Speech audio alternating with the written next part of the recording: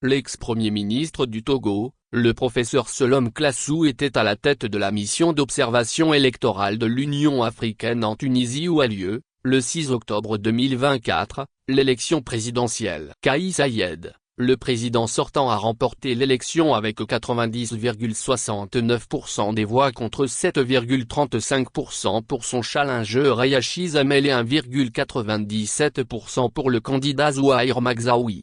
Tout au long du processus électoral, le ministère des Affaires étrangères, de la Migration et des Tunisiens de l'étranger a particulièrement salué le rôle de l'Union africaine dans l'observation du déroulement de l'élection présidentielle ainsi que la solide coopération pour le renforcement de la gouvernance sur le continent.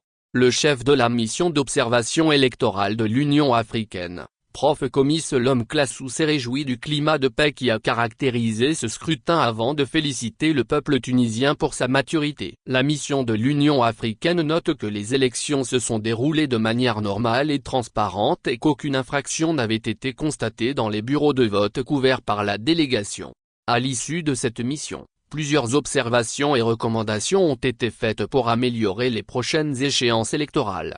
La mission d'observation électorale de l'Union africaine note avec satisfaction le climat de paix dans lequel l'élection présidentielle s'est tenue le 6 octobre 2024. Elle félicite l'ICI, l'instance supérieure indépendante pour les élections, pour l'expertise dont elle a fait montre dans l'organisation effective du scrutin aussi bien sur le territoire national qu'à l'étranger.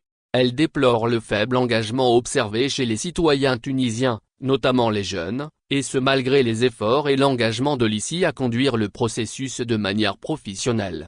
La mission remercie sincèrement le gouvernement et le peuple tunisien pour leur hospitalité et les dispositions prises pour faciliter son travail. Elle témoigne également sa gratitude à l'ensemble des parties prenantes internes et externes qui ont bien voulu interagir avec elle en vue de la réalisation de son mandat. Le choix de l'ancien Premier ministre togolais est le fruit du leadership et de la diplomatie agissante du président de la République togolaise Faure Gnassingbé à travers le monde.